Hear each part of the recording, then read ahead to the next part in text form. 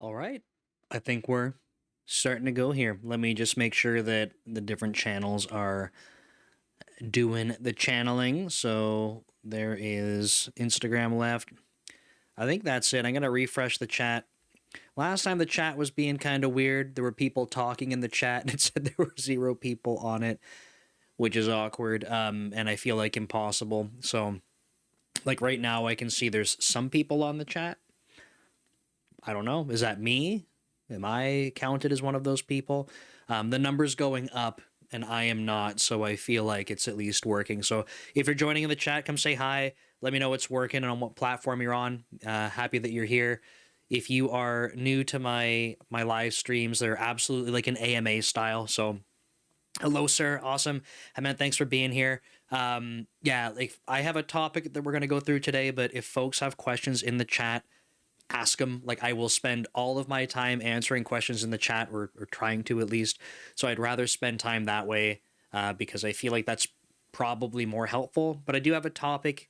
It is on my last newsletter article, which is advice for junior devs who aren't quitting because of AI. So I will be going over that. And like I said, watching chat as well. If you're watching the recorded version of this, you can comment on the video if you have questions and stuff, or just tune in next time. I do these every Monday at 7 p.m. Pacific, unless, I don't know, unless there's something else that I physically cannot do it. Hey, Justin, thanks for being here. Good to know the LinkedIn chat is working, at least for now. Sometimes it does like this unknown user or like LinkedIn user said something, and then I have to go over to LinkedIn and be like, who's saying mean stuff to me? But Justin's not mean, so thanks for being here. And I do see you down here on Substack. I think Substack acknowledged recently for the live streams, or like, yes, the live streams you can now watch on desktop, but they called it out explicitly. They're like, you still can't stream from desktop, which is such a, pardon my language, it's a pain in the ass because I literally have to set up my phone down here so that I can talk to people on Substack. I am trying my best to watch the chat though. It looks like the chat section is like super thin though. I see David Wise here. David, thanks for joining on Substack. I just saw you join, so I wanted to say hi. But yeah, leave questions in the chat. Otherwise, I'm going to link to the newsletter. If you're on Substack, you already know where that is. The chat does not come through to you. I think the chat only, in terms of sending links and stuff, it says it goes to Twitch, Facebook, and YouTube. But if you can't click the link I just sent, so say you're on TikTok or Instagram in particular, it's just weekly.devleader.ca. If you want to join the next live stream and going forward and stuff, usually the topics are on the newsletter articles. No, you don't have to subscribe to it. It's very, if you haven't used Substack, you can basically view it just like a blog. The articles themselves, after a month, go behind a paywall. But if you just want to see what the latest topic's going to be, you can definitely just check it out on a Saturday, Sunday, or Monday before the stream. And then you have it. You don't have to subscribe if you're like, Nick, I hate emails and that sounds stupid. That's cool, but at least you can check it out before the stream. Okay, with that said, I'm going to jump into the article, and feel free to interrupt me at any point. I don't care if it's unrelated to the topic. If you just want to ask software engineering stuff or career stuff, that's cool. But to kick things off, the way, or like kind of how I came up with this topic and wanted to go through it was, I have a second YouTube channel that's called Code Commute. And on Code Commute, I answer questions for people that send them in or leave them in the comments. And otherwise, I go to Reddit and I look for things in like the subreddits, like experienced devs or CS career questions. Just like trying to look for stuff that the people seem like they're kind of stuck on, and look for themes that way. And what I've been noticing on my channel in particular, and sort of my interactions on social media, is like there's a lot of people that are afraid of AI. And I would say, you know, I don't blame a lot of people for that. But I think in particular, I see a ton of junior people that are saying things like I'm, you know, 1 year into my CS degree and like I'm dropping out because like there's no future here. And like sort of similar things to that, right? I'm about to graduate and I feel like I wasted my entire college or university time, like can't believe I have no idea what I'm gonna do now. Like my life is in shambles, and like, people are genuinely freaking out about all this. And so what I wanted to do was kind of start grounding people. This is from my perspective. I'm not telling you that you're not allowed to feel fearful. You're not allowed to experience different emotions or anything like that. But I want to be able to offer my perspective on why I am not also freaking out about this, because if you think about it, as an engineering manager, if all of a sudden there are no software engineers, like I also don't have a job, right? It doesn't make sense. So I should also be afraid, but I'm not. And plus, if you had really good AI, you could replace me too. You probably don't even need that good of AI, and you could replace me and just have a manager that, helps people on the team. So like, why aren't I afraid? So that's the beginning of this article. I just wanted to go to the chat here. This is the Dev Life. Hello from California. I started watching your content about a week ago. And I got to say, I'm astonished at the sheer amount of content and value share. Awesome. Thanks. I appreciate it. The Dev Life, I'm not sure if you're joining from watching Code Commute. Code Commute has actually kind of scared me with how much content I put out. I started making content sort of like regularly, I would say, at the start of 2023. And I said, you're going to do 3 YouTube videos a week and stick with it. And I've almost done that. Almost. On my main channel, sometimes it's dropped down to like 1 or 2, like full-length YouTube videos. And then like Code Commute, which I really started ramping up the beginning of this year, it's like on that channel alone, it's like 10 plus videos a week. So I found something that works for me because I can just record most of my content when I'm driving to and from work. Works. So thanks for being here. I appreciate it. So in terms of grounding folks, I wanted to like, I'm trying to see if I can like channel some of what my wife says to me, right? Because my wife has a psychology background. She works as a therapist. And I don't know if I'm like, the #1 client, so to speak, but I think that she looks at things a different way, and I can really appreciate that. And she'll also, when she's like talking to me about things like from a like either like a biology or psychology perspective, what I really value as someone is like an engineering mindset is she explains like why, or at least like how things like, almost like causation, right? So that I can understand and go, oh, like this thing triggers that, which triggers that. And like, I can try to piece it together, because otherwise people tell me stuff and I'm like, look, if you can't explain why, like, I'm not buying it. So I can really appreciate that. And one of the things that she will often say, if I'm feeling like beat up by something or stressed or like, I don't know, like there's all sorts of different emotions where it's like frustration is probably the best one that I can think of, because it could be that I'm mad about something and maybe I classify that as frustration, or maybe it's more sad, but still frustration is a good fit. And one of the things that she'll say to me is like, you need to focus on what's in your control, because a lot of what you're talking about, or a lot of the things that you're kind of addressing, are just things that like you don't have any control over. So like you put a lot of time and energy into being like upset about that, but like those things you can't influence. So you can keep doing that, and you should expect that you will continue to kind of be in this mindset, because nothing's changing. You're kind of just waiting for stuff to change. So instead, she'll often try to like she does some grounding for me, where it's like, well, what can you do? Like what things are in your control?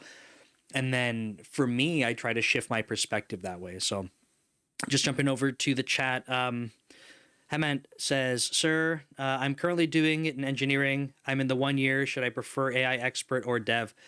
What does AI expert mean? I don't know if anyone can actually answer that at this point.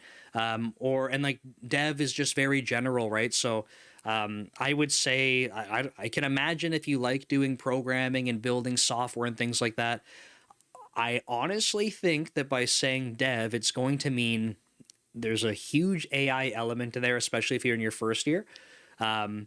So AI engineering, yeah. So like the way I look at this is just my perspective. I think about, and this is maybe an overly simplified view of it, but like hear me out just to try and explain. you'll notice on live streams, sometimes the things I'm saying are like the first times I've like put these thoughts together in words. So it takes me a moment.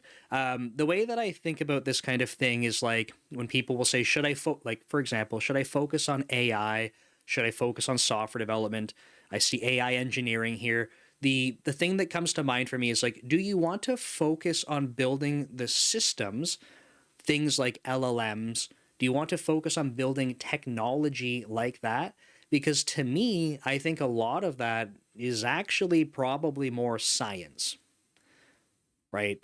I can't say that for certain, but I think there is a lot more science behind that than just like when people say AI engineering. I'm like, I think there's probably so much science that goes into that and understanding those concepts before you can even start to build some of that technology. Now, the way that I'm trying to frame that, maybe not doing a good job, is like, do you want to be part of building the systems that that are the LLMs or the next wave of whatever that is? Or do you want to be building things on top of that that leverage the AI, leverage the LLMs? Hey, on Instagram, the chat is working. I do see you there. It might be a little delayed, but thanks for being here. So, Hement, I'm not sure if that answers your question, but if you're asking me like what do I recommend, like this is the type of thing where like I can't give you a recommendation because I don't know what you would like out of your career.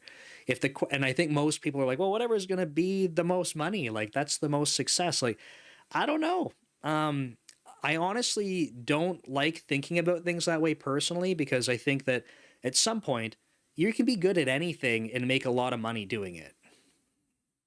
Some things might be harder and you might have to be really, really good to make a lot of money at it. But I think that you can sort of achieve success like financially sort of in any direction you try to go. I think ultimately, and I don't want to sound cheesy or corny here, is like you have to make sure you're enjoying it, because you're not going, and this is my opinion on this, you're not going to be able to do your best work at that if you're not enjoying it. You might in the short term, and you might say, hey, like I hate what I'm doing, but I'm making tons of cash and this is sweet. But then at some point you're going to be like, I can't do this anymore. And then all of a sudden, okay, well, what are you going to do? Because you were relying on something that you didn't like that made you money. So ultimately, I think either of these paths, if you want to focus on building the systems like LLMs themselves, I think that could be an interesting path. I'm sure there's probably so many advancements in that space that like every day, if I tried to keep up, I still couldn't. So I think that's really cool. Lots of stuff there. I can't comment on it because I don't know it. But on the software development side, I think that that's going to, as I talk through this article and stuff, I'm not worried that like it's just going to vanish. I think it's absolutely going to change because it is right now, but that's not something that I'm like, oh no, it's just going to vanish and we won't exist. Like, no, it's just going to look different. So, I hope that helps, but honestly, at the end of the day, I think you're going to have to look at what's involved in those career paths. I don't think you will choose incorrectly personally. So that's what I have to say about that. Waleed, hello, good to see you as well. I wanted to make sure I didn't miss your message. Let's keep going here. Okay, so I was kind of talking about the patterns I was seeing. So fearful of AI, giving up on school, boot camps, and even like giving up on job applications. So that's the other element here. I want to acknowledge it's not just people that are afraid purely of AI. It's like you have like AI that's like one of the things. We have a tough job market, so people are like, okay, AI is coming to take my job and replace all the software engineers. Job market's incredibly tough and I'm never going to get a job. And then like you kind of keep stacking these things. And then one of the things that doesn't help is it kind of creates this like vicious cycle. Now you have other people that are propagating fear.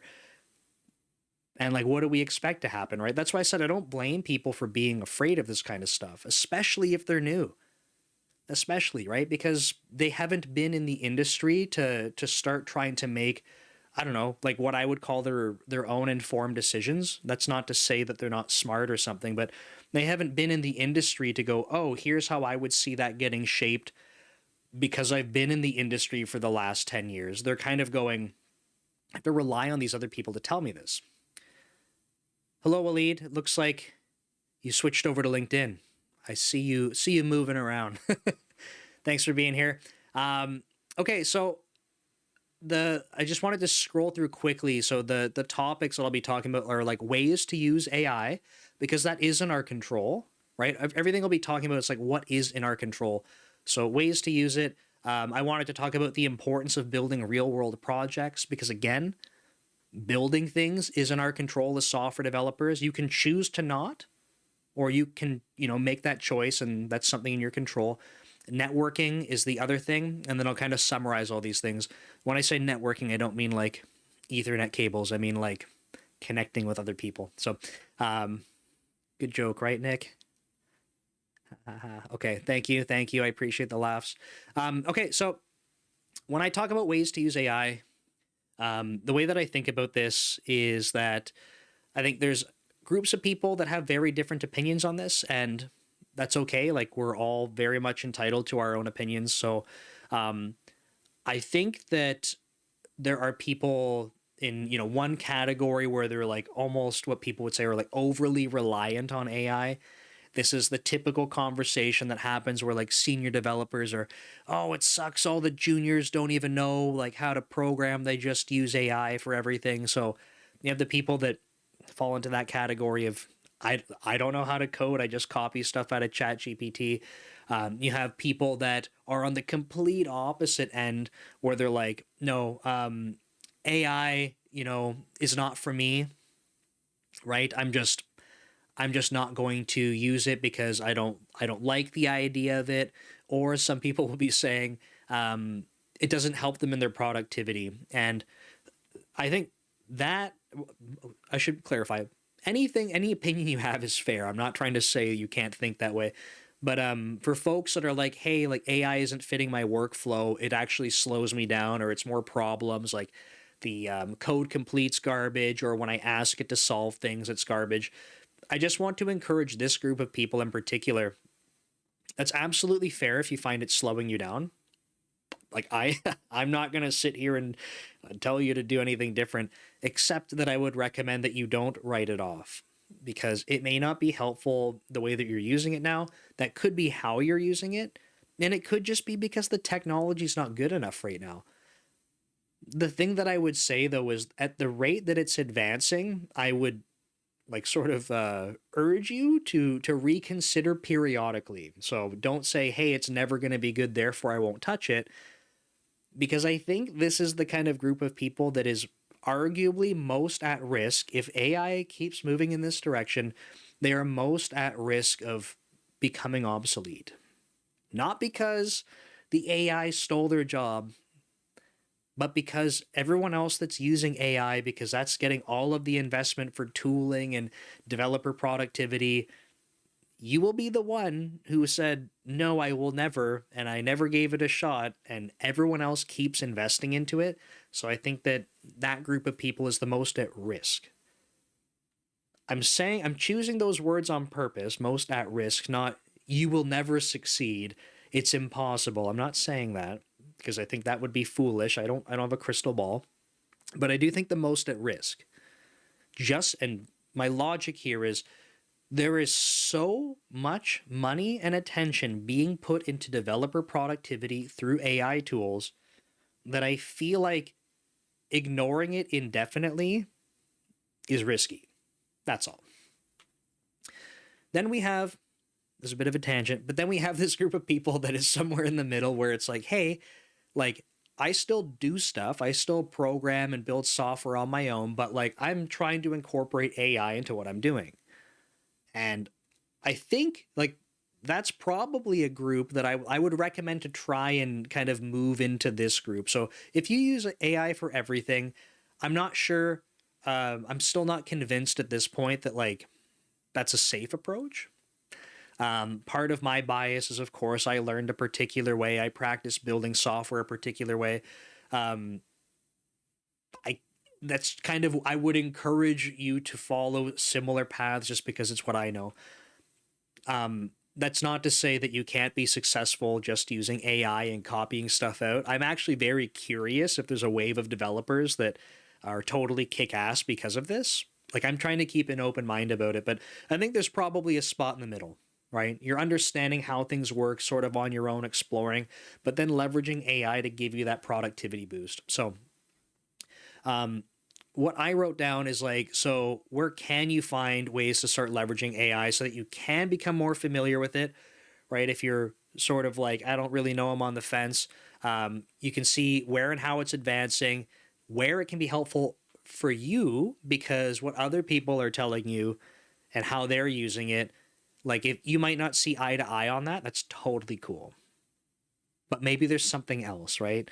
So I think that's worth exploring what works for you. And then acknowledging like there's going to be things that it's just not good for you right now, potentially ever. I don't know, but you like it's not an all or nothing kind of approach, is what I'm trying to say. So I wrote down some ideas that I thought were interesting. If folks are in the chat and want to say things like their own suggestions for how they use it or things they want to try, please feel free. Because like I said, it's interactive. It's not just me recording a YouTube video. It's a real person sitting here. So if you want to share ideas in the chat for how you're leveraging AI, or you're not doing it yet, but you're like, hey, I want to try this, even the tools you're using, like feel free, dump that in the chat. We'll talk about it. But I'm going to go through some of the things from the article that I wrote about. And then if I think of anything else, I'll add it too. But do your thing in the chat if you'd like. First one I said was rubber duck debugging. So if most of us, maybe not all, but maybe most of us are familiar with this idea of rubber duck debugging. And if you're not familiar with it, the idea is that we often are able to progress in our problem solving by talking through problems. Now, if you've never heard of rubber duck debugging, you might have had this experience before where you're stuck on something. You're sitting at your desk and you're like, man, like I just can't figure out how to get to this next step, or I can't understand why this is happening. And you're totally stuck and you're like, okay, screw it. It's time to ask for help. I'm going to do it. I'm, at the end of the road here. And then you go to turn to talk to someone, or you call them on Slack or Teams or whatever you're using, or you basically start this conversation and you start explaining what the situation is to your colleague that you called. And as you're explaining it, you go, that's why. Like you basically solve your problem as you're explaining it. I think if you haven't heard of rubber duck debugging, this is maybe something that has happened to you, and it's because of the same type of reason. Again, I don't have like a psychology background or a biology background. I can't tell you why this is a thing that happens, but I can speculate. And I think that's because when you're talking through it and trying to convey the information to someone else, you finally start thinking about it in a different way that you haven't done yet. And by doing that, something magic happens in our brains. It's probably not magic. It's probably some type of biology going on. But something happens where we think about things a different way, and then we're able to reason and make progress because we're thinking about it differently. And with rubber duck debugging, this is the same thing. So with rubber duck debugging, I'm trying to look around to see if I have anything that can be a rubber duck. I don't. What do I have? So if you have a rubber duck, you have something, you have it on your desk. I think people like rubber ducks and things that look like animals or people because you can talk to it and it feels less weird than, I don't know, talking to a brick or something. But you basically, you have this conversation literally with a rubber duck or whatever you want. And you have, because you're doing this thing where you're expressing your thoughts and trying to communicate to it, you have this phenomenon occur where you solve your problem. So when I think about leveraging AI for rubber duck debugging, I think that this is sort of like the next level. I think that you can do some cool stuff here because when you talk, I don't know if you've tried this, but if you talk to a rubber duck, it should not talk back. If it does, you might want to get that rubber duck checked out. But you can debug this way, but you don't have anyone else kind of giving you back ideas or different ways to think about things. So I think that you could leverage an LLM this way. I'm very curious to actually set up a conversation where I tell the LLM, you're going to help me participate in rubber duck debugging, and you will be the rubber duck in this scenario. I haven't tried doing that and given it like a persona, but I think what you could do even if you don't want to do it that way, is basically leverage it the same way, right? I'm stuck on this problem. And how do you think, like, what things would you consider that I haven't called out? And see if it can just get you thinking about different things. Maybe don't jump right away to solutions, right? Don't say, like, hey, I'm stuck on this. Please output the code in C# so I can copy and paste it. But instead, you could say something like, I'm stuck on this problem. Here's the scenario. Here's things I've tried. Can you suggest to me any other ways? You might even find that as you're trying to explain it to the LLM, you figure it out. It's a good enough rubber duck on its own without even doing anything. But I think that you can level that up by trying to get it to think about other things for you. Suggest other ways to look at the problem. So that's one way that I would recommend trying it out. That way you still get that benefit of, like, you're kind of getting stuck on the problem and working through it. There's a lot of benefit to that, by the way, for learning. It's the same reason that, I don't think that the best strategy is, like, you're stuck on something, just ask and get the answer. I think that sometimes it can be really helpful when you're stuck on something. If someone just points you in a direction, they don't do it for you, and then you go kind of take that next step. I think, like, that leads to some better learning patterns. So there's one example.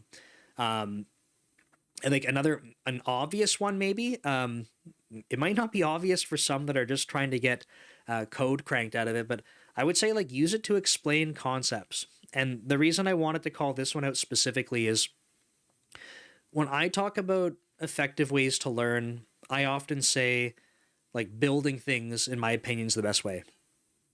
Get stuck on stuff, but you want to be building things. That's worked really well for me. I think that works really well for other people because you're actually practicing putting stuff together. But for different concepts and stuff, depending, like, I don't know, for people in the chat or watching this, like, who's been to a boot camp versus college versus university versus learning on your own or any other path, in your experience, did you find out if you were, like, more of, like, an auditory learner, visual learner, hands-on learner? Like, for me, it took, I always thought that, like, it was probably, like, a visual learner. Like, until I was in university and I was like, why doesn't this work anymore? I see the things they're talking about. It's not working. And then I realized I'm probably a lot more hands-on, or at least for the stuff that I focus on, I'm a lot more hands-on. So you have AI at your fingertips. You want to understand a concept. Do you understand how you learn effectively? Because if you do, you can ask the AI to explain the concept to you in a way that would be more beneficial to how you learn. Right? So you could tell it, I learn this way effectively. Like, could you please explain this concept based on what I said in a way that I should understand it effectively? If it's not making sense to you, you could ask for more analogies. You can basically keep telling this thing, like, it's still not clear, find a different way to explain it to me. What's cool about this to me is if you can imagine that you were instead talking to a colleague, right? And you're like, hey, colleague, can you explain this concept to me? And they try. And you're like, okay, I don't think I got it. Could you try a different way? And they're like, sure, no problem. Like, that's fine. And then they do it again. They spend another 10 minutes with you, and you're like, no, I don't get it. Do it again. And they're like, oh, okay. And then they try another way. At some point, your colleague's going to be like, okay, look, I don't know what to, like, I have no other ideas for you. The AI won't do that, which is pretty cool. So you can keep asking it and keep trying to tweak how it's trying to explain things to you.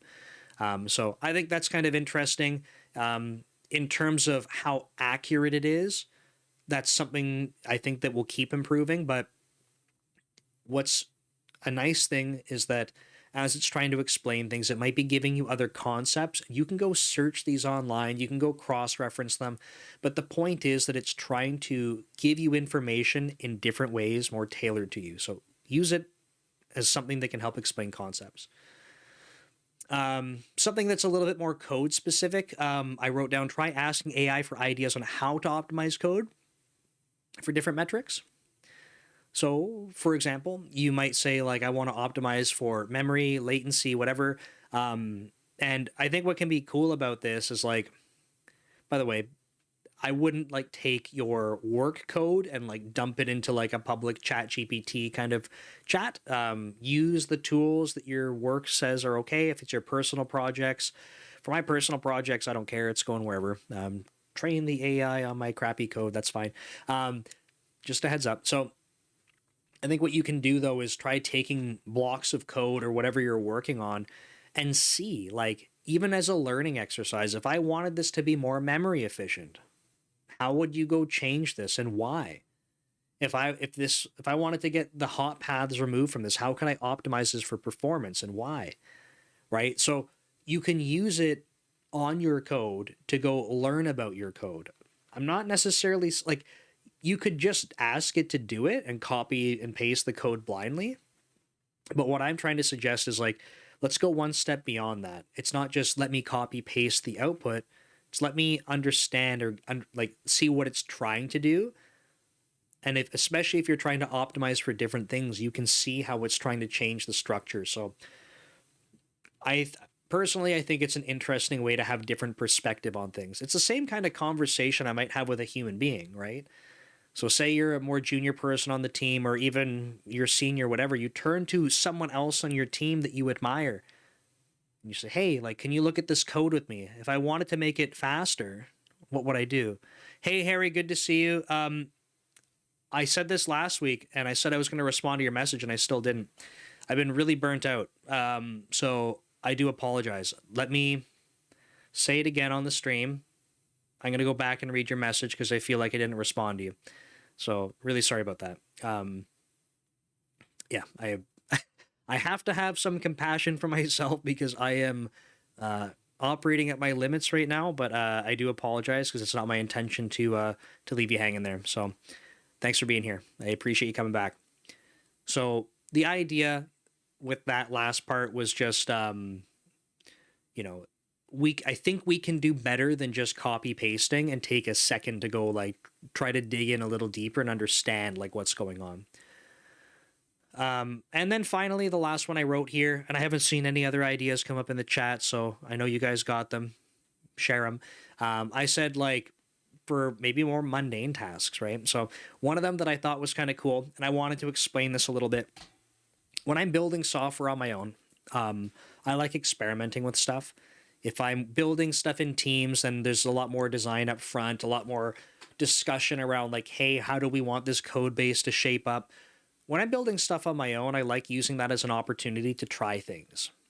Now, the trade-off is like if I had to bring someone onto my project, they would look at it and be like, hey, Nick, there's like 50 different ways that you're doing this. Like, what the hell's going on?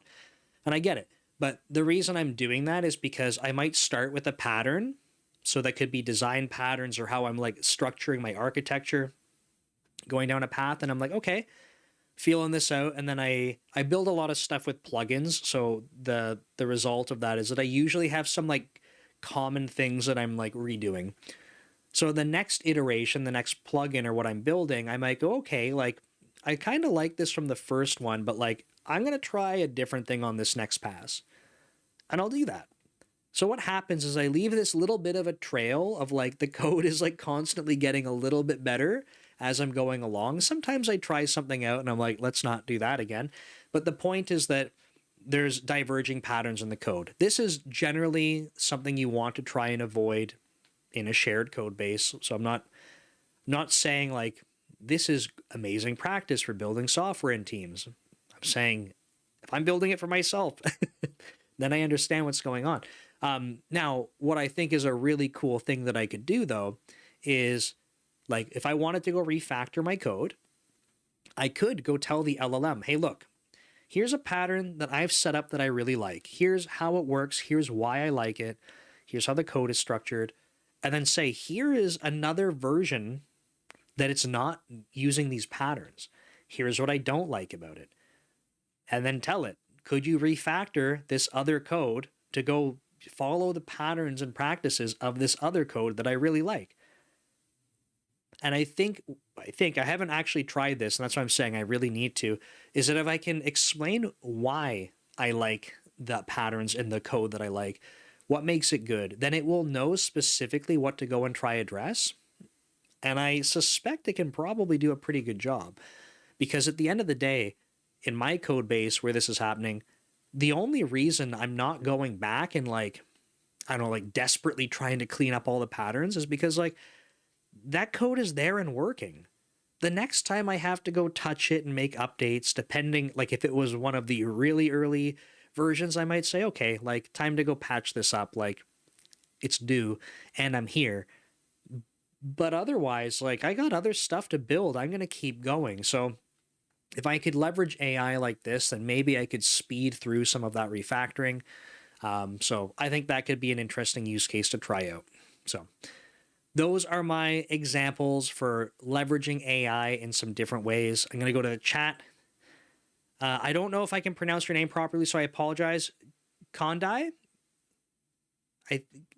Kondai, so I apologize if that's incorrect. Hi, I'm a junior dev. I continue to learn and get exposed to new tools and concepts. I feel like I've been on the steep side of the learning curve. When do you think juniors make the transition across? Good question. I think this is going to be different for everyone, different in the domain. The language and stuff that you're using could have an effect on that. The frameworks and stuff you're using. It's hard to like, and I've had this question even for like juniors onboarding and stuff, right? So, there is like there can be a dramatic difference between individuals.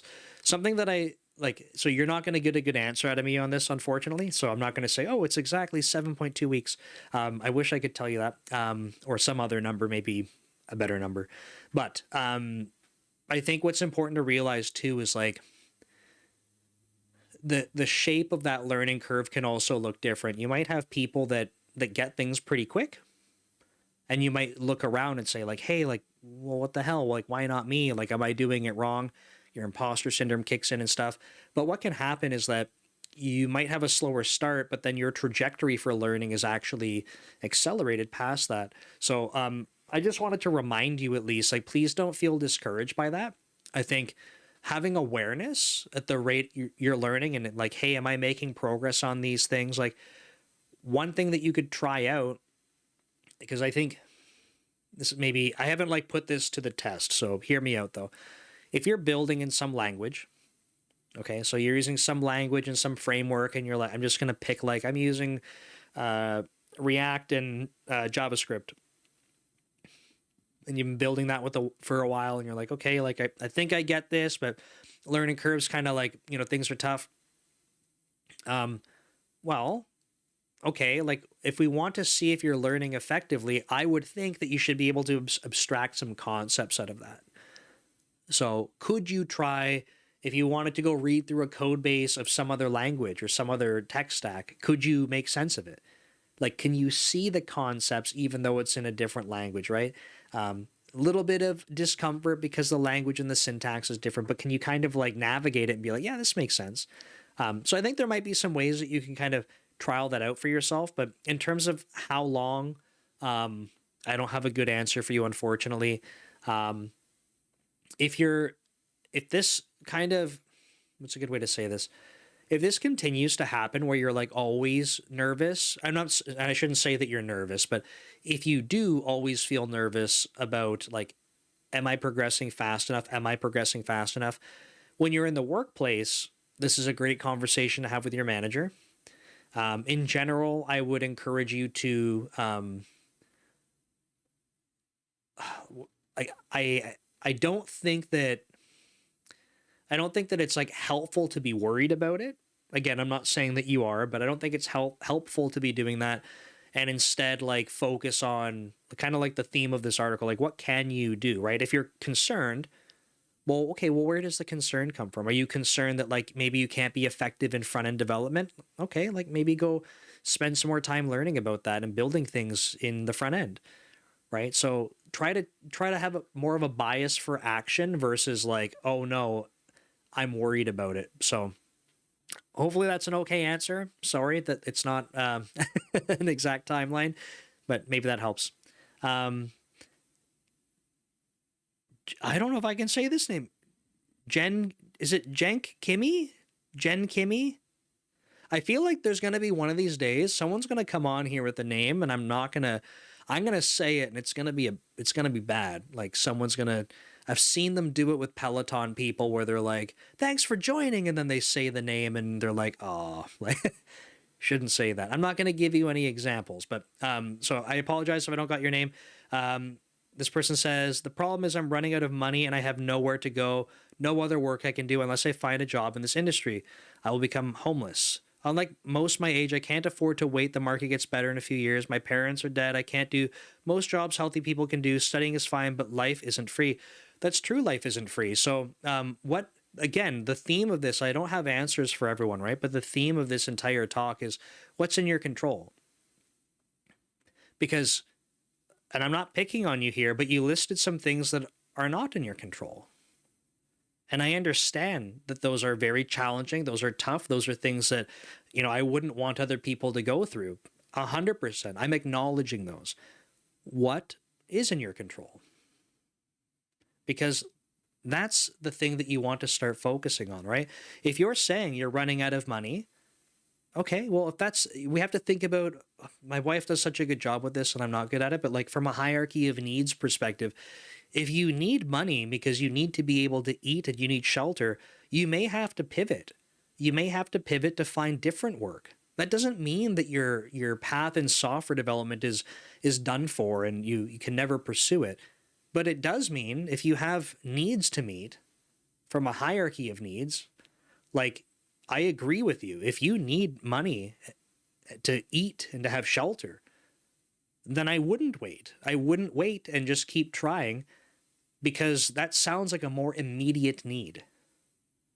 So I would be looking for other things, at least in the short term, to make sure that you can reach stability. And that way, when you're feeling stable about your living situation, your finances, and how things are progressing, then you can say, okay, cool. How do I carve out some time to pick up on building projects, right? But we have to look at what's in our control. So again, I apologize and I'm sorry for the situation you're in, but we have to focus on what is in our control. So if that means for you in the short term that it's a different path for now, I'd say go to a different path for now. Don't let that be an absolute in your life, though. I've interviewed on my podcast many people that have completely different beginnings and they're in software development now. Completely different beginnings. There's people that I've interviewed, two people, actually one on a different podcast, but I've interviewed two people sort of in my creator circle, if I can call it that like literally had either like drug addiction problems, challenges with the law, and like basically turned their lives around. Like they were going down a path where they were like, this is destruction. This is absolute destruction. I can't have my life like this. Turned it around and became software developers, like what most people would consider like late in their career.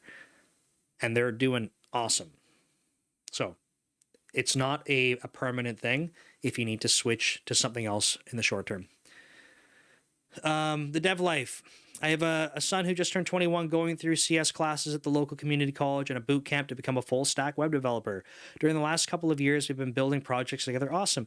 And being as objective as a dad can be, I think he has what it takes to be a junior dev. Great. Okay.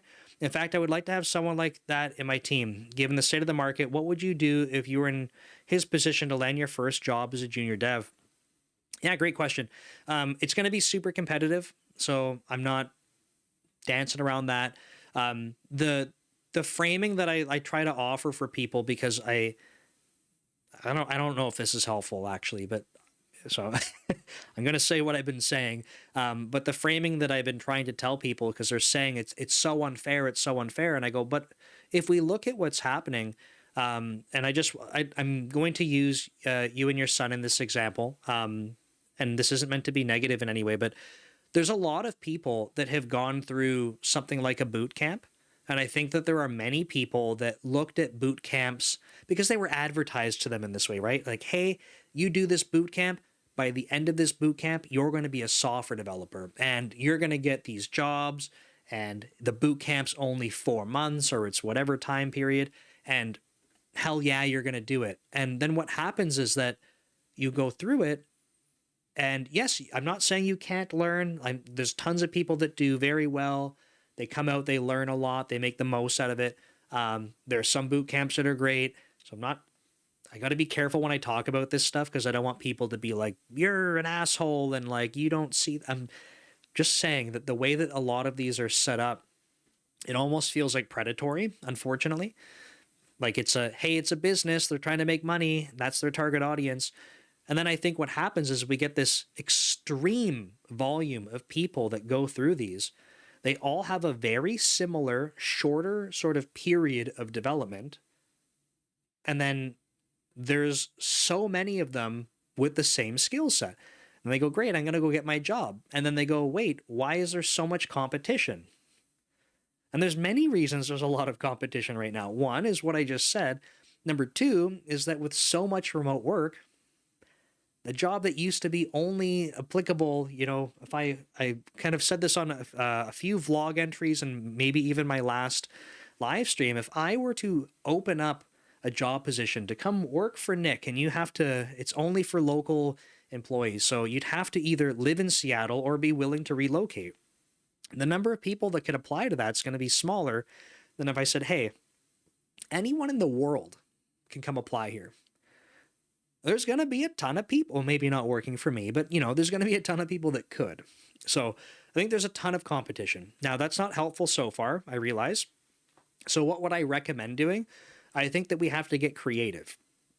So personally, in terms of applying to jobs, start doing it. I think the volume of resumes gets pretty crazy. Like other people are applying to tons of jobs. If you're not applying to tons of jobs, you're kind of just like statistically less likely, because I think a lot of it's a bit of a gamble right now, which sucks. And because of that, I think we have to try and find ways around that. The last part of this this article that I'm kind of basing the live stream on is about networking.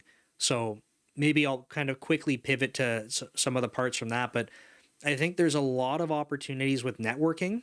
They take longer, but they can help shortcut some of these things. So for example, being able to network with the right people might give you a reference to somewhere. They might say, hey, we're about to open up this job position, or we've been looking and we can't seem to find good candidates, but you know what, we've known you for a while, and like, actually, because I know you, I think you might be a good fit for this. Maybe we can refer you in. I'm not saying that this happens like all the time, but I'm saying that if you don't network, you miss out on opportunities like this. I wanted to share an example with you because this came up on my Code Commute channel, and I did the video for someone that was talking about this. They said, basically, I have a job somewhere, and I started talking. I don't know if it was the VP or the founder or something and the manager, and they said, I want a dev role. So the person was like, okay. And basically they managed to, in their circumstances, they shortcut whatever chain of hiring needed to happen. They were able to interview. The interview didn't even go as well as the person was hoping, but well enough that they could go to the next part. And the people said, the manager was like, look, like, I need you to do this take home thing. Or I think it was like, I need you to take the next couple of weeks and like learn more about the foundations of this language. And then we're going to interview you again when you come back, or at least follow up on it. And that person, after like, I think they were near the end of their 2 or 3 weeks, they commented back a week later and said they got the job. So the reason I'm saying this is like, I'm not saying this is going to happen to everyone just because you network. What I am saying is that it creates potential for these opportunities. And I think one of the biggest roadblocks for people is that you have this huge barrier for just being able to get the interview. So you could be an amazing developer, and for some reason, your resume is not getting sort of through the pile.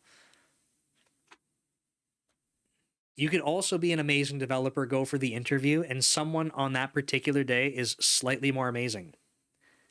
And then that makes people feel like they're worthless and they're never going to get the job because they did so well in the interview and still didn't get it. Guess what's not in your control? How well other people do that day. That is not in your control.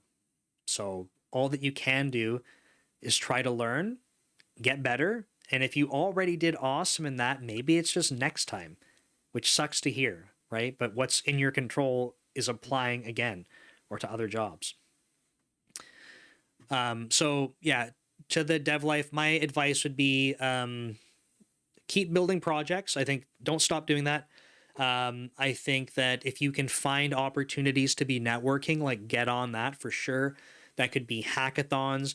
That could be looking for volunteer projects. Like, I don't know how to get into these sorts of things, but for example, like at university, there was like robotics clubs and stuff. I'm sure if people were looking around for these types of opportunities, they can find them. But I would highly recommend trying to do that, going to meetups, talking with other software developers, just creating more surface area for this type of thing. I think I can't stress that enough.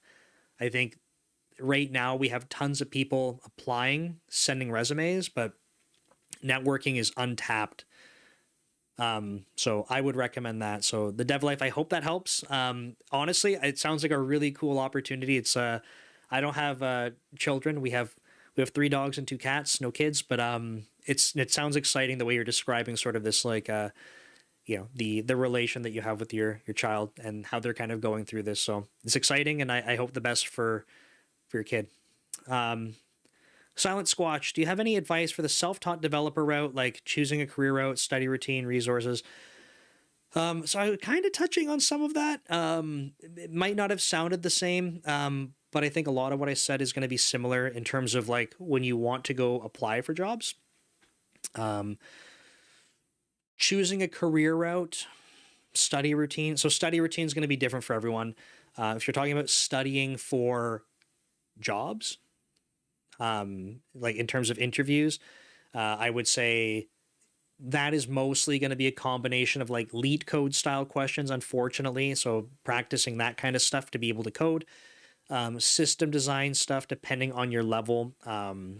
Some more junior levels won't require it, but I would still prepare for it. And then behavioral interview questions. If you're talking about studying in terms of just getting better at software development, I would say I don't. And I don't mean like you should not pick up a book ever or don't ever watch a video. I would mean that that is the thing that would supplement my learning. My learning would be based on building things.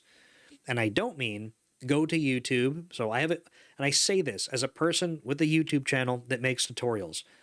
Don't go to a YouTube channel and just try to copy the code out of the tutorial and say, I did it. I am a developer. No, you watched a video and copied code. What I highly recommend you do is try building things, getting completely stuck, and then going, okay, I need a tutorial. I need to understand what's going on so I can unstick myself. So that's what I would recommend. It's not that those tools are bad, just use them differently. Career route, this is tricky because I don't know. It's hard for me to give career advice to someone that I don't mean to like say that you're a stranger like in an insulting way, but I don't know you. So it's hard to know. But personally, I think like my recommendation is like you have to find what you enjoy doing, and you might not get that right away. And that's totally okay. It's totally okay. So many people are like, I gotta have it perfect or else I'm screwed. You could do something like, maybe you're a developer, self-taught, but you're like, hey, there's an opportunity to do. I was just talking with. This is on Code Commute again. Someone was talking about like, hey, like I work in like IT. They didn't say exactly what they do, so I don't know if it was like network administration or something. I don't think it was tech support, but they work in some IT field. They get to do some scripting and stuff, and they're kind of like, hey, I wonder if I want to try and move towards more software development. Like that might be a path. Maybe you get a job doing something that's not software engineer. And you're like, this is cool. I'm making money. And like, as you're getting some experience, you're like, hey, maybe my interests are more over here. Or maybe you love doing it. But I think, like my advice is you're going to have to find something you like. So if you have opportunities, to try things out, I realize if you're self-taught, like internships might be kind of tricky to go land. I don't have a lot of experience with internships outside of sort of like structured programs at like universities and things like that. So I don't have much to offer there, but if you can find anything to try and like get the experience, even if it's volunteer to try it for you, I think that could be helpful. Harry, okay, I'm going to answer your questions, Harry. Let's go. In your teams, oops, I hit my desk. In your teams, what junior dev skills are becoming more valuable because of AI, not less? Okay. And got two questions, and then there's a context. Harry, come on. What's the most surprising thing you've learned about managing junior devs that completely changed how you hire them? Oh, you're going to make me think here. I take it back. I'm not going to go back and answer your LinkedIn question now. Or maybe this was your LinkedIn question originally. Context, I go to 5 meetups per month. Awesome, pretty much. But I struggle with walking up to people, hold a conversation on the topic of the meetup, and I'm wandering around. Any tips? Okay, cool. I think I want to address these all separately. I want to talk about the last one first, because I'm extremely introverted. And that might sound kind of funny because I'm doing a live stream with people and I'm on a camera and I make YouTube videos and I create content. I'm extremely introverted. I'm an introverted engineering manager, and I have to turn on being extroverted, and it is the most exhausting thing ever because I am not extroverted at all.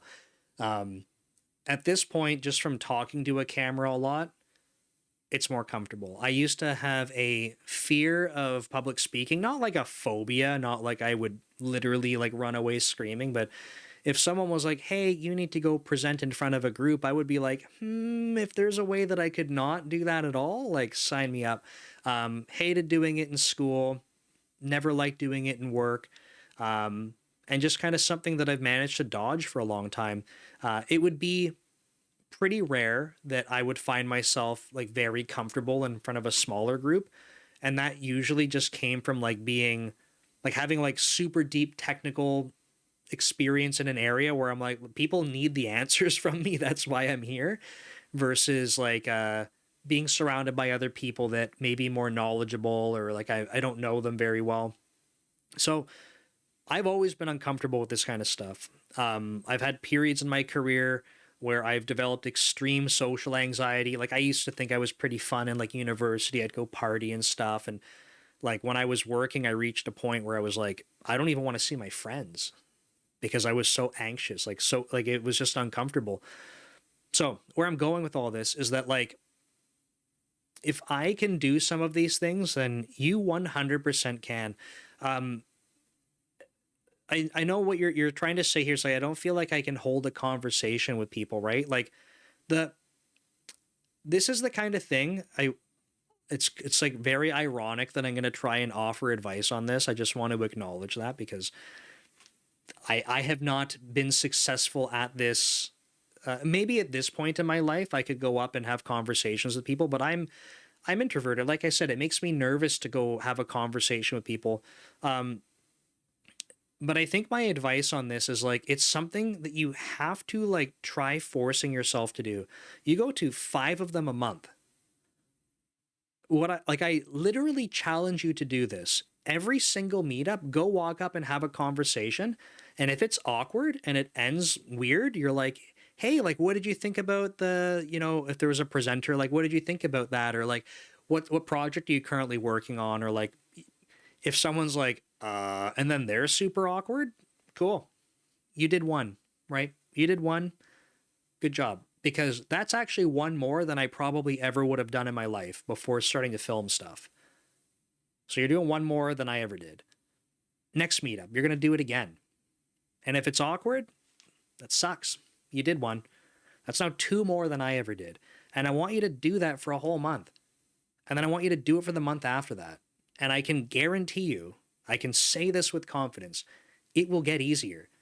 Because at some point, when someone else is like awkwardly not carrying on the conversation, you're going to start to go, that person's being kind of awkward. It's not you. It takes multiple people to have a conversation, right? So if you get it going, get the ball rolling, and then other people aren't doing it, you get to decide, do I put more energy into this? Or maybe this other person's awkward. Okay, thanks for the brief chat. Let's move on. I have reached a point, depending on who I'm talking with, I have been in situations where I this is kind of weird actually. I recognize that other people are more awkward than I am. So, for example, this really clear example is like job interviews, right? So if I'm interviewing someone and they're very nervous, like I'm a little nervous because it's a stranger, but I'm interviewing them. I'm just kind of like, it's not my thing. It's like new people. But then I see how nervous they are. And all that goes through my head is like, I know what it's like to be very nervous in conversations. It's extremely uncomfortable. And I will do everything I can to make that person less nervous because I know how shit it is. So at some point, in some situations, I've kind of developed that empathy for it. But Harry, I highly recommend force yourself to have the conversations. It's not going to be about how much you know. No one's trying to quiz you on this stuff. You might not understand things people are talking about. Ask them, right? Like that's an easy way to participate in a conversation. Like, hey, I didn't understand that. I didn't know. Like, could you explain what that means? Right? Like you're going to be around other people. So try it. I promise you it will get better and you will have done more than I have. And I hope that's inspiring in some way. You got more questions, so let me scroll back up. What junior dev skills are becoming more valuable because of AI, not less? Being curious, asking questions. What else? Social skills, incredibly important. I think about juniors that I have seen do really well are ones that are not afraid to ask questions. They are, not afraid to ask questions because they're stuck, like they're blocked on stuff. And they're also curious, like two different ways, right?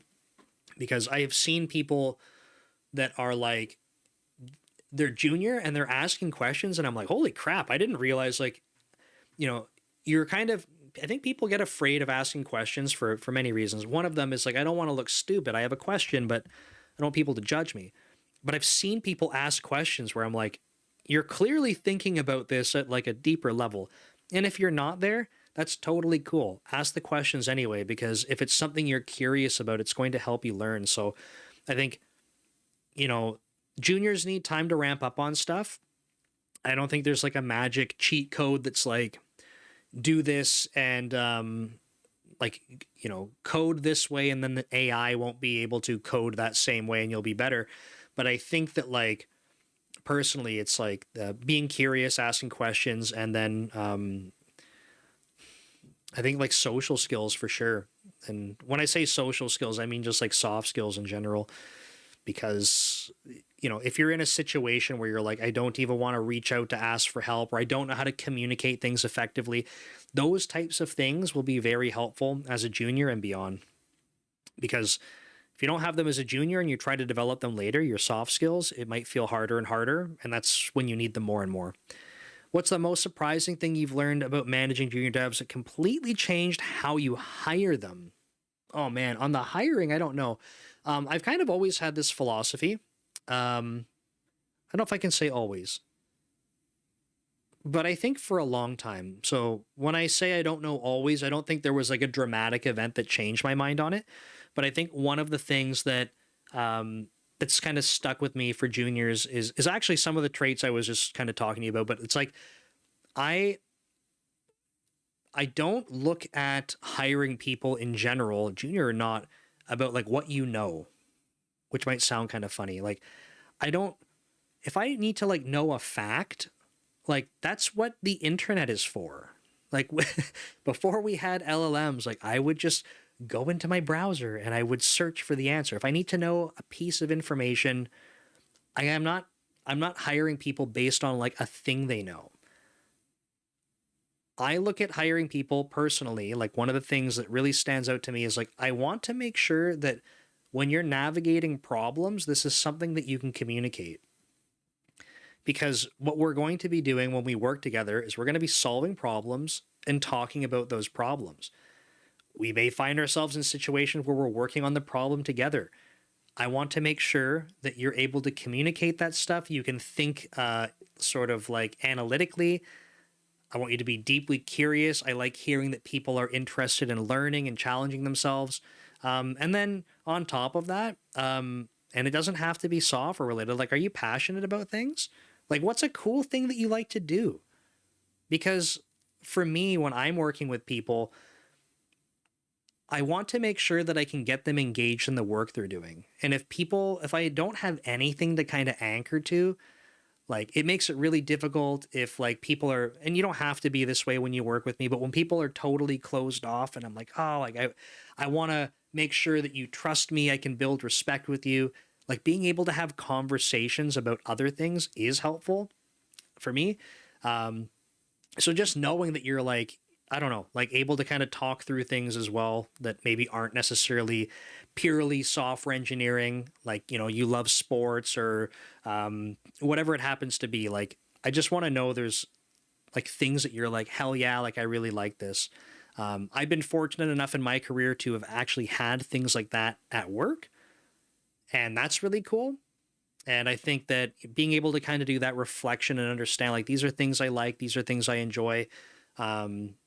I think that you can also translate that into like talking with your manager and being able to be clear about like, these are interesting challenges for me. These are things that I'm not interested in. It helps me work with you as a manager. So that was a whole bunch of different stuff, Harry. I hope that helps, but I have not had a revelation where I completely changed my mind on how to hire from my experience. There's a bunch of questions now, I think. Let me keep going. I see Dylan. Welcome back, Dylan. Good to see you. Dylan has been watching a lot of Code Commute, so I appreciate that, Dylan. Josh says, I apply, find others who are in my position, not managers, tell them why I like that role. This ends up being a solid conversation most of the time. Then I straight up ask if they can put me in the right path to get an interview. Once here, it's up to you. Yeah. I think this approach in terms of like networking is like, I just say, like, my advice is don't treat it, and I'm not saying that Josh is suggesting this, but like, don't treat it like a sprint. Like, it's not like a, hey, we just met 5 minutes ago, like, basically get me in front of the jobs. But I would recommend like you spend time building the relations. That way, when you go to ask for this type of thing, like, hey, like, people are more willing to help. So you might have, the way I think Josh framed it, I think is helpful, right? Because you're not saying, hey, refer me to the job. It's like, hey, like, if I were looking to interview, like, what would you recommend, right? Like, I think that's a lighter ask than give me a referral. I literally have people that add me on LinkedIn, send me their resume, and they say, please give me a referral to Microsoft. I need a job. And I say, I don't know you. Like, I cannot refer you to a job position and put my name behind it if I don't know you. So I think that's a good approach. Ishmael says, what time is it there? It's currently 8 p.m. DevLife, you're welcome. I hope that helps. I would love, like, if you're going to come back, I would love to hear how things are going periodically, especially not if, but when that job is landed. That would be super cool. Mauricio, how do you effectively analyze a new library or framework? I know that reading the documentation is important, but how do you make concepts click and understand how to use them in your own code? Good question. I think for me, maybe the extra framing here is like, it's not, and sorry, I'm not suggesting that you're suggesting this, but it won't be random, right? I'm not going out to the internet and being like, what's a random library to incorporate today? So I'm usually trying to solve a problem, and that means that I have some constraints, I have some requirements, I have a goal that I'm trying to achieve. So let's pick, what's a good one? Like caching. So I realize not everyone's a C# developer, but I'm going to talk about C# a little bit. There is there's hybrid cache, which is newer in .NET, and it's pretty cool. It's like provided by Microsoft, but like at the time, and I'm not sure right this moment at the time of recording, it's not, or it wasn't, and probably still isn't out of preview. And that meant that like, okay, it's from Microsoft, but we have to go add this other package. So like that wasn't really on my radar, even though it's like a from Microsoft good caching library, does in-memory caching, does like a remote caching, which then it can do hybrid caching because That's what it's called. So there's that as an option. I was using something called a library called Bit Faster Caching. They had a really good, from my perspective, a really good sort of like dictionary style in-memory cache that I could use. So I really liked using that. So it's an extra package on top of just a concurrent dictionary, but I'm like, okay, I like it. And then I found this thing called Fusion Cache from Ziggy Creatures. It's pretty sweet. No, the author's, he's great. He's very active on social media and stuff and making sure that he's talking with developers. But Fusion Cache actually had some extra features on top of the Microsoft Hybrid one at the time when I went to go start using it. I needed to move my requirements from an in-memory cache only to start thinking about, okay, if I have to start caching off the box, what do I do? So I went looking, and again, what I'm trying to say here is my constraints and requirements were changing. So I had to go look. So I'm trying to look at the library, looking at its features and the documentation. If it's just code and there's no other supporting documentation, I'm probably not going to waste too much time unless I can't find anything. And then I'm like, okay, like GitHub brought me to this spot based on what I'm searching for, even though there's no documentation. So I'm in the weeds looking at this code. Unless they have like tests or some sample project that shows it being used, that's also a good indicator if I can see the sample.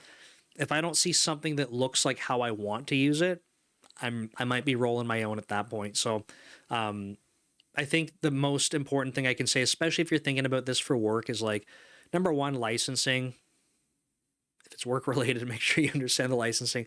Understand like what kind of support it's getting. If it looks like an awesome library but hasn't been updated in 4 years, what's the likelihood, or like how much reliance do you want to have on that thing in case there's a bug? Are you going to go fix it? Like different things to consider. So I like looking for actively updated stuff. You know, like there was a commit last week or something like that makes me feel pretty good. Good community around it.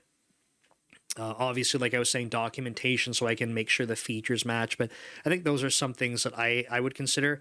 And then you're saying, how do you make the concepts click and understand how to use them? I look for samples, right? That's why I was saying the documentation should have something, or if they have samples, then I want to see.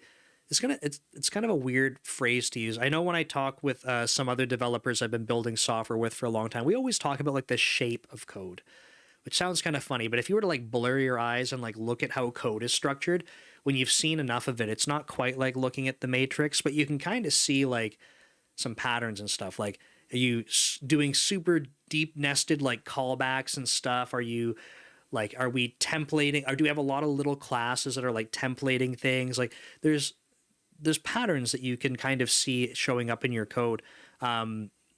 So I don't know. That's kind of a whole bunch of different thoughts, but I hope that helps to some degree. Okay, Architect's back. Welcome. Do you write tests during the development of Brand Ghost? If so, what worth to test and what not worth to write tests for? I actually made a video on this. It's like one of my first code commute videos. Architect, you told me you watched them all. You promised me. It is actually one of my earlier code commute videos. So for context, I am building Brand Ghosts with individuals that I've built software with before, and we have a very similar sort of like philosophy around how we write code and how we test. And what we have accomplished in the past is that Willow MTuber wants me to say their name on Instagram. I've said it. What we have accomplished in the past was finding ways that we write code that we feel like is testable. Now, writing testable code does not mean testing the code. It means that it's written in a way that if you needed a test on it, you would feel comfortable doing that. Now, when I say testable code, what kind of test? So I like writing code for the most part that I would consider is unit testable. When I write unit tests, I try to separate out concrete dependencies from each other. If that sounds really wordy for other people, I just mean that if I have two classes, right? Those are two implementations. I am the kind of developer where I put interfaces on most things. There are a lot of things that I don't, and I'll touch on that in a moment, but I put interfaces on a lot of stuff if I'm thinking I want to be able to unit test these things and have a boundary between these systems in my code. I will put an interface there. That way I can write a test. I can mock the behavior out. I know some people hate mocks. I'm talking about how I like to test stuff, but I will write code in a way that supports that. There are other parts of code where I know from my experience, if I want to write an integration test, so say repository pattern, I want to call out to my SQL database. I don't like writing unit tests at the repository because I'm not going to mock the database connection. And we have enough tooling now where you can spin up databases super fast. You can seed them with data, run your queries against them. So the database engine is running and your queries are running, and you're not like, oh, I'm going to mock this, and then you put it in production and everything blows up even though your test passed. So there's certain stuff at like the repository level, I might avoid interfaces altogether where I'm like, this thing's going to connect out to the database. Like, I'm not mocking the connection here. So from seeing enough code in enough different situations, like professionally, I will decide like how that code gets structured in terms of interfaces and what types of tests I would want to run. And then I don't write the tests. And then I keep coding. Architect is specifically asking about Brand Ghost. And Brand Ghost is a social media platform, like posting platform, scheduling, that kind of thing. It's made for content creators. I'm building this on the side. It supports all of my content creation. So if you see me posting anything on social media, it's through Brand Ghost. I don't go to the site or to the app to post. I go to Brand Ghost. The reason I'm kind of half joking about I don't test things then is that with Brand Ghost, especially before we had paying users, we are iterating so fast that like if I go write the tests on it, that code might not even exist by the end of the day. Why did I write the tests? So the code is testable, but I'm not going to write the test because writing testable code is no extra cost for me. Writing the tests is an extra cost. So I keep going until what happens is that if I stop feeling confident about landing changes, ideally I catch myself before this happens. But once I start getting nervous where I'm like, I have to touch this and it could break something. Like I feel nervous it might break something. Once that starts to kick in, then I go, okay, it's time for tests. So in the code commute video that Architect promised me he watched, but apparently didn't. It's okay. I won't be offended. Pardon me. I say in that video, like one thing in particular was around databases. I was basically at this point where I was touching SQL queries for like super simple things and then would deploy to production, no tests. And then like the most trivial thing would break because I was missing like a comma or had an extra comma in a SQL query.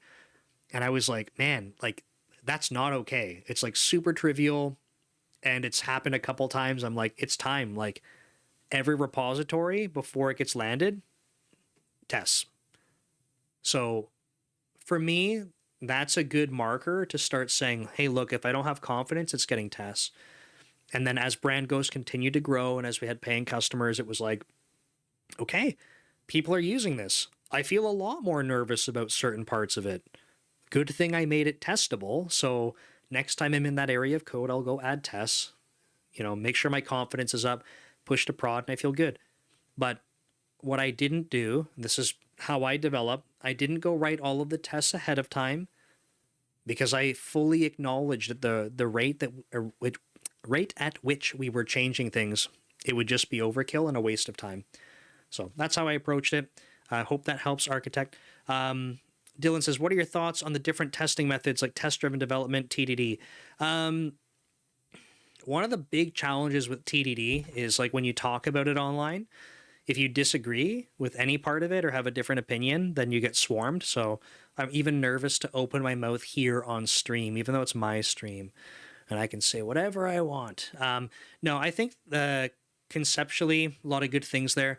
I think like with anything though, like I don't I don't have like rules about how I develop things.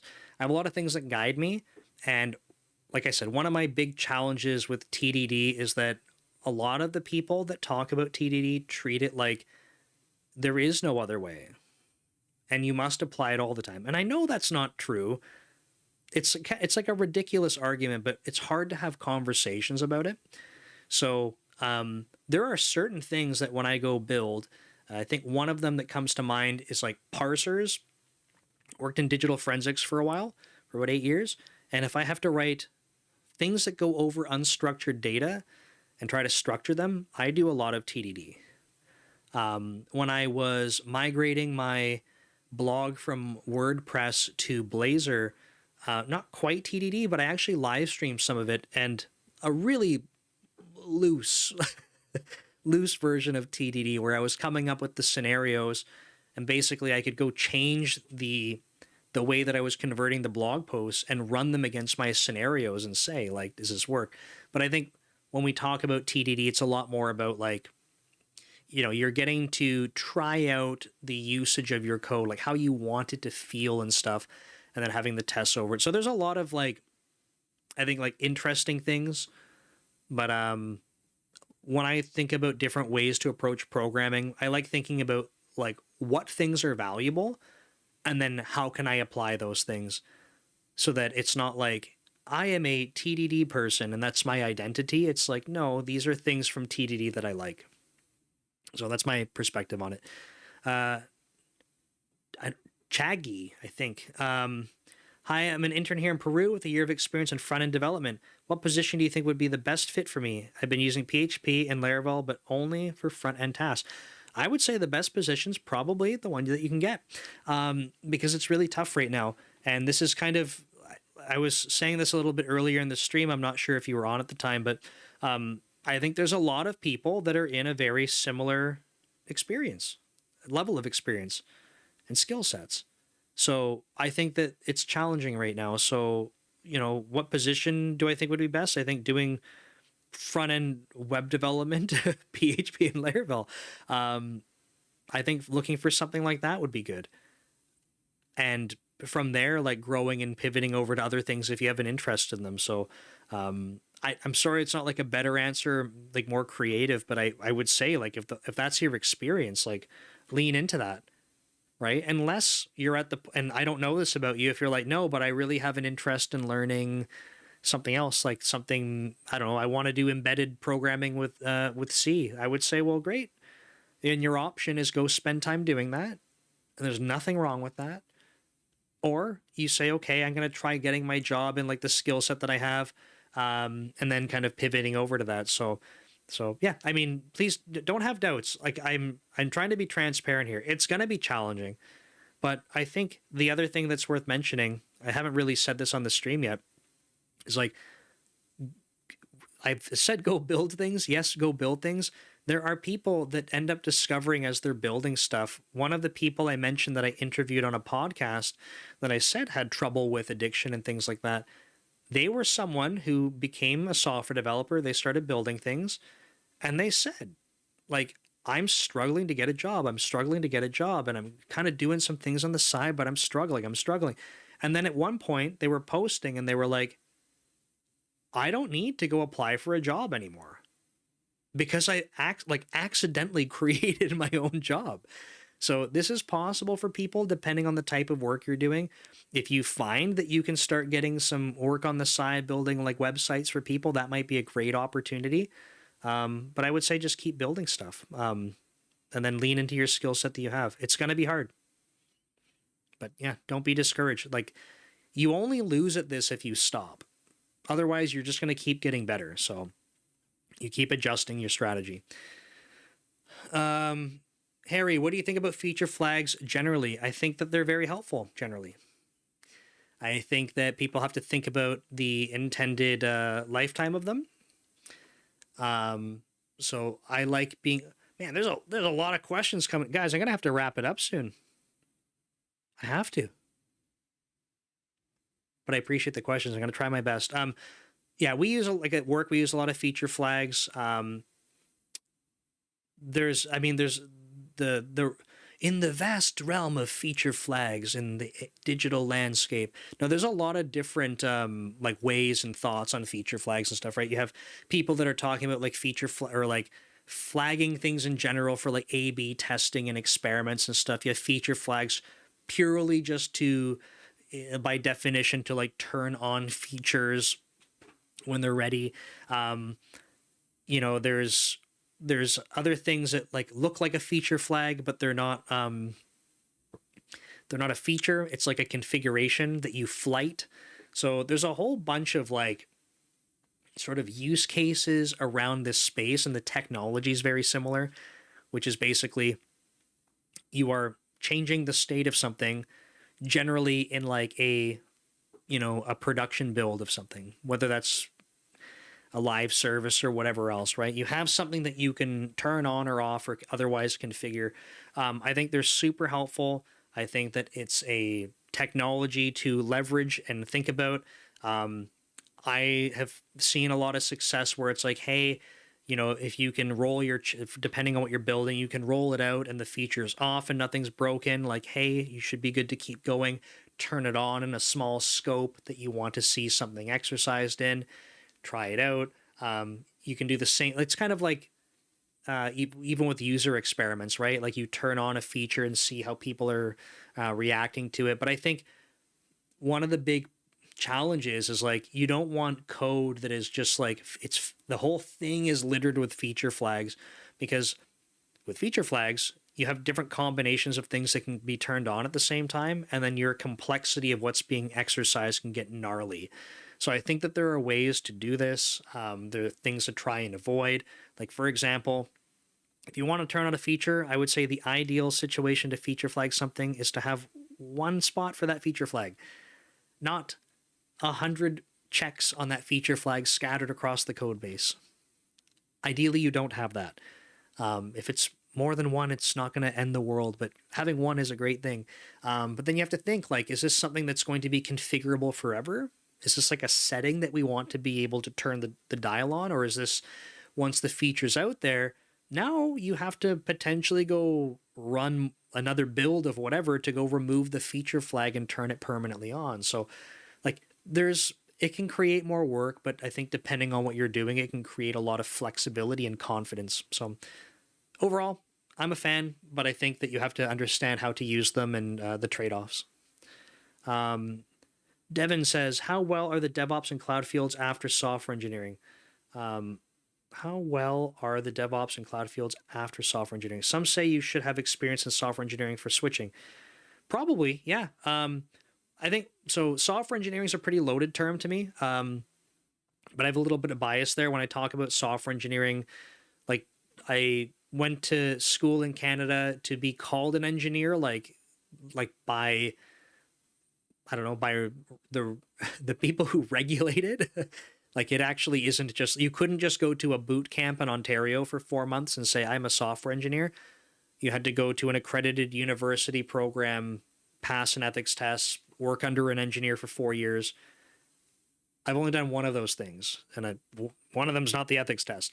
Not to say that I'm unethical, but there's a lot that you had to do. So when I think about software engineering, I'm like, that's a lot. But if you just mean in terms of like software development, yeah, I think like when I think about DevOps and anything in cloud, odds are you're supporting or like adjacent to software developers. You might literally be doing software development work in those roles. It's just that they're very specific to DevOps and cloud administration or whatever else. So I think that it's very helpful. Is it required? You could make arguments no, but I think that it would just be tremendously beneficial. So my advice would be, if you're pursuing DevOps or something like anything in the cloud, whether that's like solutions architect or anything else, I would say if you started with software development and wanted to switch over to it or something, I think you would be set up very well for that. So if your interest is more specific than just software engineering or software development, I think you're in a good spot. But I would recommend development experience for sure. Takoi. How can I transition from support specialist to dev? I worked as a dev for a few years, but now that I'm working as support for a while, I feel like I've forgotten a lot of things. Well, you got to get back in practice. So when we talk about this kind of stuff, this is very general advice. So I apologize if it feels like I'm brushing you off just to say something generic. But if you feel like you have forgotten a lot of things, like the situation I would say is, okay, imagine that you had to go apply to a job tomorrow and they said, sure, here's an interview. You'd probably feel very uncomfortable considering you said you forgot a lot of things. So what would we do to try and make that better? Well, I would say like practice, like go build things. Pick a language, pick a framework to go build stuff. Doesn't like what you build specifically is not huge, but if you're like, hey, I used to be a dev using this language and these tech stacks building mobile applications or web development, if you're like, hey, I still think that stuff's interesting, like dive back into that. But I would highly recommend getting hands-on experience in building stuff. Please do that. That will tell you without like pressure, like where do you feel like super awkward? If you're like, man, like let's assume you were doing some full stack development. You're like, man, like I can set up the database. I can connect all that stuff. This is great. This is easy. And then you're like, but I have to go work in the front end. You're like, I can't even make a button and, have that submit a web request. And I would say like double down on that, like get more confident there. And practice. Go from there, go look up the tutorials and the other additional learning resources. But my advice is like, if this is your interest to switch, like hell yeah, I'm all for it. You got to practice though. So go build up that confidence for yourself. And I would say like, because maybe the next question is like, well, when do I know when I'm ready? When you start applying and start getting some feedback. So if you're not getting any interviews and stuff, it might mean that you need to tailor your resume more. You need to show some different experiences there. Projects can go a long way. I've started, I got to start doing a couple of like advertisements, I guess, but just a spoiler alert on my Dev Leader YouTube channel, I just started a resume review series. And from what I'm seeing already, it will eventually have to move to a members only offering. And just to share briefly, I make a lot of YouTube videos. I do on Code Commute alone, I do over 10 a week. There's no editing there. I did edit a couple myself to do the 360 videos, which are super cool, by the way. But my Dev Leader channel, I pay an editor to edit my videos. And I was like, I'm going to start doing resume reviews because I think this is helpful. People have asked for it. I'm going to give the people what they want. To put this into context, because it's absolutely ridiculous on paper, people like charge money for resume review services, right? So I'm basically offering it for free, but it's going in a video. And it costs me between like $50 to $100 to have the video edited. So I'm literally paying $50 to $100 to review your resume. So that's not going to be sustainable. So my plan is that I'm eventually going to try and shift resume reviews to like a members only thing on my YouTube channel. Right now it's not, so I'm going to keep trying to do what I can. So we'll see how long I can do that for. But at some point, I think just to sustain it, it needs to be members only. I'm not going to charge $80 for members to get the video edited. But I think that, yeah, at some point it'll have to be something like, I unless my channel completely blows up and the ad revenue pays for it. Doesn't. I run 2 YouTube channels. The ad revenue does not cover the video editing for one of the channels. So I'm far off from that, but my goal is to try and give back on that. Okay, how to document my projects as I build them. Oh, man. Unfortunately, you're asking the wrong person. It depends for what. Is this for yourself, I guess? If so, couple ideas. You could write mini blog posts about them to yourself. You could even, maybe there's some AI tools that are cool now that you could do and feed your project into it. or have it look at your repository. I'm sure someone has done this already, but one of the things I've said is like, if I had infinite time, I don't, unfortunately, but if I could just like go build whatever, I think something that would be super fun and interesting to build is like some type of AI agent system. I don't know the implementation of it specifically, but it would basically like constantly build documentation for your projects in like a wiki style. So you'd have like the entire, like, wikis are cool, but they're always out of date and they're a pain in the ass to keep up to date. But if someone could have an AI agent system that would go through your code base and just like keep making wiki pages, updating them based on the commit messages, where there's bugs, you could have it like telling you parts of the code that are brittle and things like how things have been refactored over time to have a history. I think it'd be so awesome. So I don't really have a good recommendation for now on how to do it. But yeah, and the reason I say this is because when I switched to projects that I've been off of for a while, like I've been building a 2D role playing game for like 20 years. I haven't touched it in maybe 3.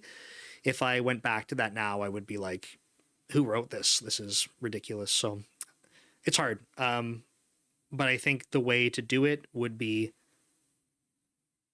not all at once at the end. So finding ways to do it along the way in a format that you can search through. I think ideally. Bruh, that's a good name. I'm 21, wanting to self-teach myself to code as I think it's a wonderful skill to know. Do you think it's worth me striving for given AI? Yes. I've seen a lot of negative and positive conversations. I 100% think so. I keep telling people my perspective on this is that it's going to change. It's going to change software development. It already has, and it will keep doing so.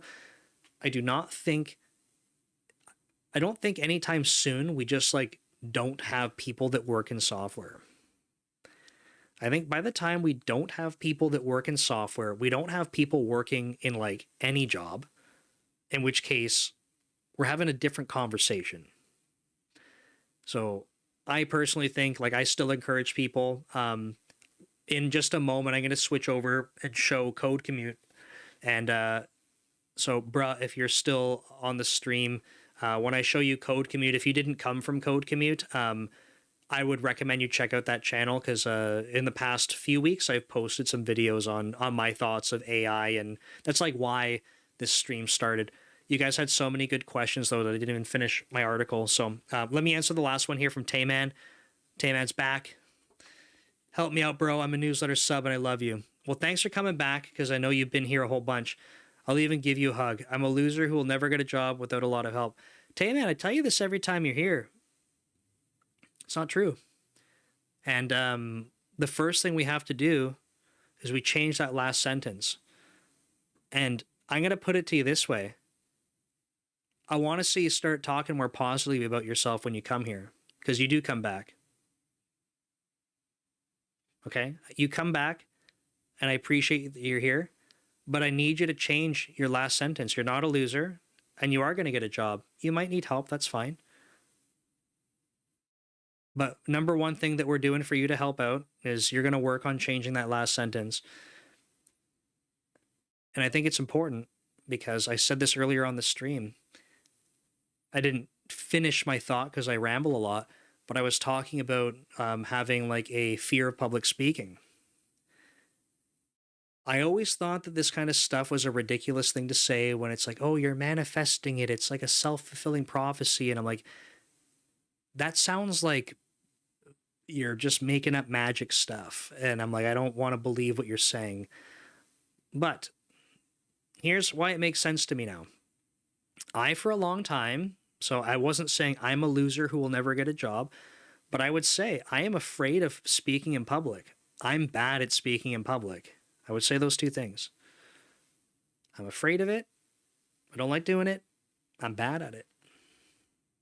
Then what would happen is that I wouldn't speak in public. And then there would be some situation where I have to, and I'm like, oh my God, like I'm bad at it. I hate it. This is so awful. And then I would do it. And like, I was terrified. And then I would start to do it. And like, it was actually okay. And then I'm like, okay, I'm never doing that again, though. I'm never doing it again. And then I wouldn't for a really long time. And then it would repeat. So, you know what made me not so terrified? Is that I started speaking to a camera, made 450 YouTube videos talking to a camera. And so last year, I went and did a public speaking thing. I literally paid out of my own pocket. I flew to Seattle to go to Dallas at a small meetup. It's not like it was a, 10,000 person conference in a stadium. No, a small little meetup. I flew myself in. I was guest speaker. It felt super cool, felt special. And then I gave a presentation. And it was fine. And it took me a long time to realize that I have to stop saying I'm bad at this. Like, it took me a lot of YouTube videos to realize I think I can talk, at least to a camera, which means I can do meetings, right? I can do digital presentations. And then talking to people, I'm not going to say the number of people that have been on the stream, but like, if I can do it, what's the difference if it's in a room? Right? And then that's why, to be honest, I started live streaming more. Because it's way harder than to just record a video and edit out all the times I mess up. You've seen me on this stream already where I'm going, keep touching my head like this. I don't do that in YouTube videos. I have to sit here like this. And I do multiple takes. I can't have my bald head off the top, and I have to get positioned properly, and everything has to be perfect. And when I mess up, I say it again. But that's not what happens. I'm half the time I'm looking at this screen over here. But all of this is just because of practice, right? So if you keep saying I am bad at this, I will never, you're right. Unfortunately, you're right. You will never get better. That's why I'm telling you to change your last sentence. Stop saying it. You come here, like, it's not every week, but you come here a lot, right? You're obviously interested in getting better. I address you, right? Like, you are recognized. So do that next step. Stop saying that you're bad. That's my ask of you for next time. Because I want to see you here next time. And we're not going to say I'm bad. Cool. Okay. And thanks for being here, Tay, man. I'm not trying to be hard on you, but I think I got to be a little bit hard on you. Okay. I'm going to switch gears a little bit. We're going to go full screen. This is also my ugly face. But if I go up to the top, this is it depends on those Monday workloads, bro. Yeah, I hear you. I am burnt the hell out currently. So this is my newsletter. So if folks wanted to see where this conversation came from, that's where. If you're on Substack, I realize you can't see the chat that's coming through. Thanks for tuning in, by the way. I think this is the most people that have been on the Substack stream. So thanks for being here. But you know where the newsletter is. I appreciate you joining the live stream as well. So for folks that want to join the live stream next time, it's same time every Monday, 7 p.m. Pacific, unless I'm sick or there's something else crazy going on. The topic is generally going to be what the newsletter topic is. You do not have to subscribe. If you don't want to read my emails, don't. Please don't. But if you want to see the topic, just weekly.devleader.ca. The articles will be up for a month before they're paywalled. Wonder what the device is in the corner of my room shining a little blue light. It's a light. This one over here. Or, oh, you can't see the other. Can you see the other side? That's not on the stream, right? There's another one over here, but they're just little lights. I don't know. They're not Elgato. They're, it's some brand on Amazon, but they have a pretty good little ecosystem of devices that I like. Govee. It's Govee. Govee. Not affiliated. That would be cool if I could make money from mentioning products, but we're not there yet. Okay, so that's the newsletter. I should mention to folks, usually I'm like promoting courses. Buy my course. It's free. It's literally free. I don't get money from it because it's free. Here you go. Boom. If you want to learn C#, the first one in the Getting Started course is basically learning programming from nothing. So there you go. And then there's a deep dive that follows that. That is the device on the green light, under the green light, near the floor. Oh, printer. That's a printer. So it's a little printer, man. But these two courses are 11 and a half hours. You can see it literally says right there, boom. But if I just go to show you quickly, hey, look, my face again. Like to jump into this one, the curriculum is all here, right? You can see they have free previews. What? Oh, that's not even the course material. That's okay. It's free anyway. So yeah, there's 11 and a half hours. We had thousands of students sign up for this, which is super cool. I thought that was exciting. Unfortunately, thousands and thousands of people didn't come subscribe to the YouTube channel, but hey, here we are. That's okay. Not sad about that. But check it out if you want to learn C#. I don't promise, like, I never tell people, hey, watch my courses, you'll be an expert. You won't, because you won't be an expert unless you practice for a long time. But I think if you're trying to get started, I believe strongly in these two courses. I've spent a lot of time trying to teach beginners C#. And so when Nick Chapsis from Dome Train gave me this opportunity, Nick Chapsis is one of the biggest C# YouTubers in the world. So when he was like, hey, yeah, you can do the beginner ones, I was like, this is the coolest thing ever. It's such an awesome opportunity. So I put effort into these, and I'm proud of them, and they're free until the end of February. So literally just get them because they're free. Why not? Next up, my YouTube channel. This is Dev Leader. This is my main one. That's the stream we're on right now. This is the resume review series. So I'm going to link it to folks in the chat. I just realized everyone on Substack is like, what the hell are you talking about, right? Sorry. I'm sharing stuff on the screen.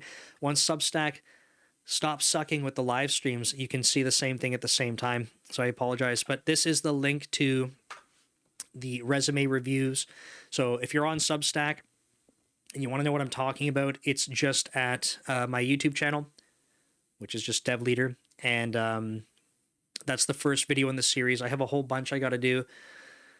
So send them in. If you watch the video, it tells you where to send them in. But yeah, this is my main channel. The videos on this channel are a lot more C# programming. And then they are also like edited down videos, kind of like on these types of topics, but edited down. So it's not me rambling to you for how long we've been on here, for almost 2 hours. So that's the kind of content you'll get here. My stupid face on all these thumbnails, because that's what apparently works for YouTube clicks. Then there's Code Commute. This is the channel that's been really fun, mostly in the car, but when I don't go to work for a week, I have to still make the videos. But this has been, one sec, let me do this. Give me 1 sec, folks. I want to see if I can show you a sneak peek preview. I don't know if I can do this. We're going to try. I just got to get over to the studio, and then I will show you the video that's going up, because it's got a 360 camera. It's the better edit of the 360 camera ones I have. Look at this. Right? How cool is that? That's me. That's my stupid face. But look, then we go drive to work. Actually, this is to CrossFit. So it's me blabbing about software engineering. Is this in 2x speed, or am I just driving like a maniac? Both, maybe. Anyway, that's Code Commute. So I'll put a link to that in the chat as well, if you want to check that out. This is the one that I do about 10 videos a week. They're not all going to be like this, but isn't that fun? Like, we can go look behind the car. There's a seam. I have to figure out how to edit that, but right? It's pretty neat. Okay, that's enough of that. And then otherwise, if you're interested in posting content to social media, Brand Ghost is the platform that I'm creating. It's completely free if you want to do cross-posting and scheduling stuff to these platforms. And then there is a paid tier that has more advanced features. But like I was saying earlier on the stream, if you see content I post on social media, it's through Brand Ghost. I use it for absolutely everything. It's the only reason that I can create content the way I do, because I just have to focus on making the content and I never have to think about scheduling content ever again. So I'm really proud of that. That's what I'm working on. And with that said, that's all we got, folks. So thanks for being here. I do appreciate you joining. Same time next week.